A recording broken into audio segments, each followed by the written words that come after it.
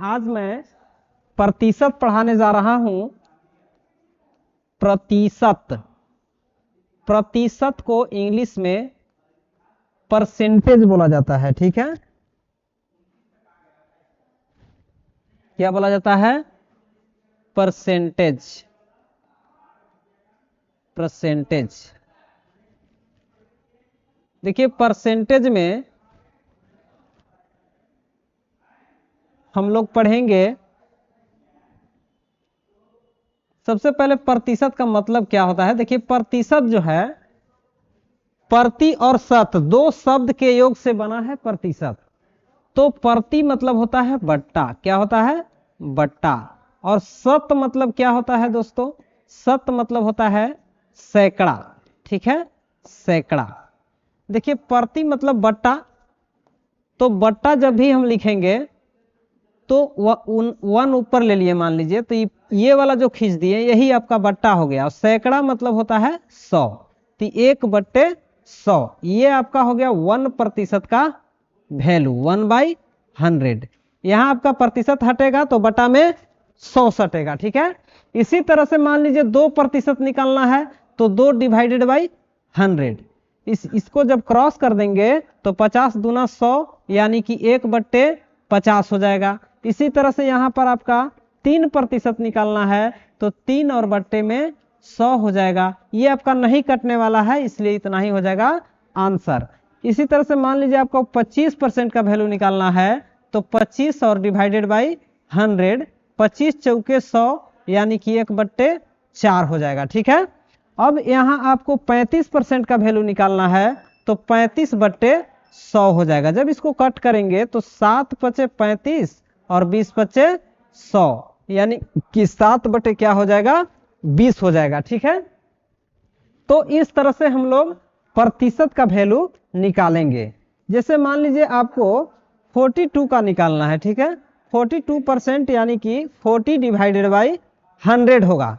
अब इसको काटेंगे तो 21 दूना 42 और 50 दूना 100 यानी कि 21/ क्या होगा? 50 होगा। ठीक है, इसी तरह से हमें निकालना है 50%, तो 50% का 50/100, इसको क्रॉस करेंगे तो 50 दूना 100 यानी कि 1/2 हो जाएगा। ठीक है, तो आगे हम लोग देखेंगे। जैसे मान लीजिए ये आपका 45% है। ठीक है, तो 45% मतलब 45 सॉरी यहां पर गलत हो गया, 45% यानी कि 45 और बट्टा में 100। अब इसको काट करेंगे तो 9×45 और 20/100 यानी कि 9/20 हो जाएगा। ठीक है, मान लीजिए हमें निकालना है 48% का वैल्यू यानी कि 48 डिवाइडेड बाई 100। यहां पर कटेगा 24 दूना 48 और 50 दूना 100, फिर काट दीजिए इसको। यहां पर कट जाएगा आपका 12 दूना 24 और 50 दूना 100 यानी कि यहां हो जाएगा, यहां पर हो जाएगा 12/50। तो ये आपका आंसर हो जाएगा, 12/50 क्या हो जाएगा? आंसर हो जाएगा। ठीक है, 12/50। तो इस तरह से हम लोग प्रतिशत का वैल्यू निकालते हैं। अब मान लीजिए कि इस पर आधारित कुछ क्वेश्चन है। जैसे मान लीजिए आप 600 रुपया में मार्केट से कमीज लेते हैं। ठीक है, और दुकानदार बोलता है कि इस 600 रुपया की कमीज पर आपको 20% का छूट मिलता है। कितना परसेंट का छूट मिलता है? 20% का छूट हम देंगे, यानी कि वह कमीज आपको कितना में देगा? तो यहां पर निकालने के लिए हम क्या करेंगे, 600 का 20% यानी कि 20/100 यहां हो जाएगा 600, इरेज कर देते हैं इसको। यहां पर 600 का मीन्स गुना 20% मतलब 20/100 हो जाएगा। अब यहां काटेंगे तो 100 छक्के 6, 100 और 6 दूना 12, 120 रुपया आपको छूट दे रहा है।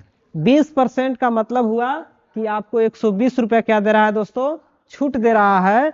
तो यानी कि कमीज कितना में आपको मिल जाएगा, तो 600 का कमीज था, 120 रुपया छूट मिल गया, तो आपको कितना मिलेगा, ये 0 और 10 में से 8 जाएगा, 2 जाएगा 8 और यहाँ 5 में से 1 जाएगा 4, यानी कि 480 रुपया में कमीज आपको मिल जाएगा। तो इसी तरह से क्वेश्चन हम लोग करेंगे।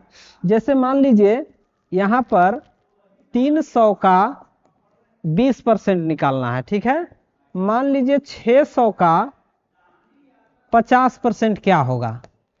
तो यहां सबसे पहले 300 का अगर निकालें तो 300 का मीन्स गुना 20% मतलब 20/100, 100 तिहाई 300, यानी कि 3 दूना 6, 60 रुपया क्या मिल रहा है आपको, छूट मिल रहा है। 600 का 50% यदि कोई व्यक्ति आपको छूट देता है तो इसका मतलब कितना रुपया छूट देता है, 600 का 50% मतलब 50/100। यहां पर कट कर देंगे तो 100 छक्के 600 और 6 पचे 30, यानी कि 300 रुपया छूट दे देता है। तो इस तरह से बनाना है क्वेश्चनों को। आगे मान लीजिए यहां पर 480 रुपया का 30% यदि छूट मिलता है तो 480/1 इंटू 30% का मीन्स गुना, और 30% मतलब 30/100, 0 से 0 और 0 से 0। तो यहाँ हो जाएगा 4 8 3 के 24 के 4 हासिल 2 और 4 3 12 2 14, यानी कि 144 रुपया क्या मिल रहा है, छूट मिल रहा है, ठीक है। तो इस तरह से हम लोग निकालते हैं। अब आइए देखते हैं नेक्स्ट क्वेश्चन। चाहे तो आप इसका स्क्रीनशॉट ले सकते हैं।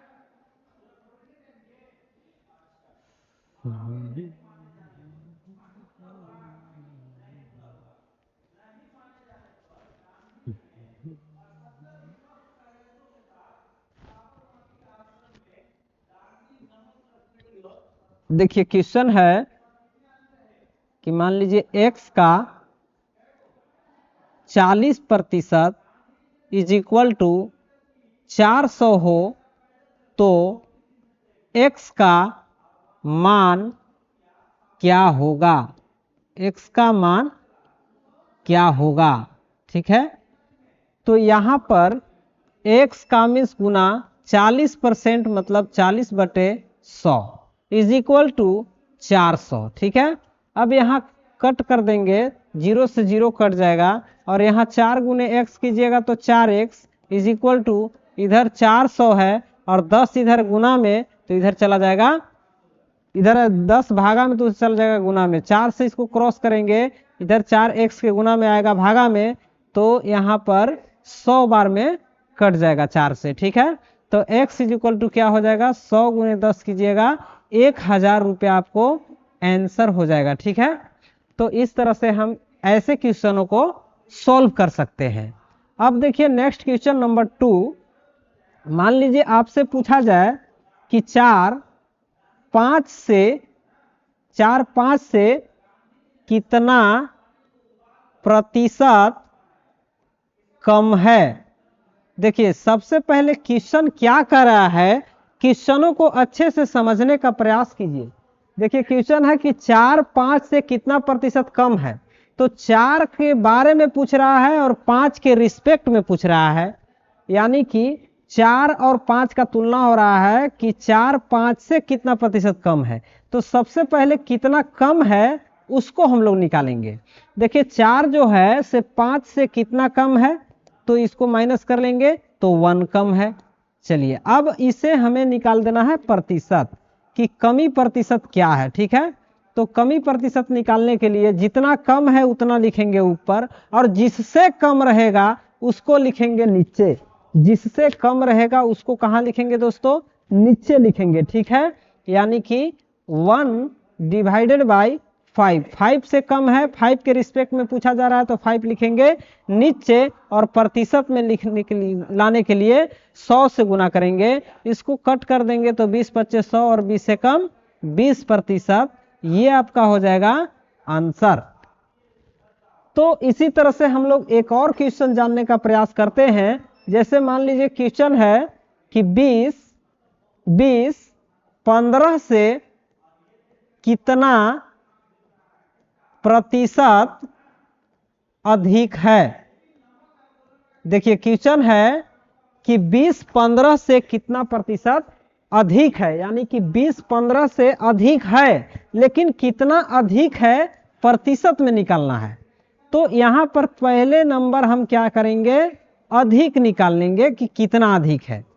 तो यहां 20 से माइनस कर देंगे 15, तो बचेगा कितना 5, यानी कि 5 क्या है, अधिक है। 5 अधिक है, इसका मतलब यह हुआ कि अधिक प्रतिशत कितना हो जाएगा। अधिक प्रतिशत जब निकालेंगे तो 5 अधिक है तो 5 लिखेंगे ऊपर, और नीचे जीव का 3 नीचे जो लिखेंगे जिससे तुलना किया जा रहा है, तो 15 से तुलना किया जा रहा है तो 15 लिखेंगे नीचे, और 100 से गुना करेंगे प्रतिशत में लाने के लिए। 5 तिहाई 15 हो जाएगा, और 3 से जब 100 में हम भाग करेंगे तो ये आपका 33 सही 1/3% क्या हो जाएगा, आंसर हो जाएगा। तो इस तरह से ऐसे क्वेश्चनों को हम सॉल्व कर सकते हैं। देखिए आगे क्वेश्चन हम लोग देखेंगे।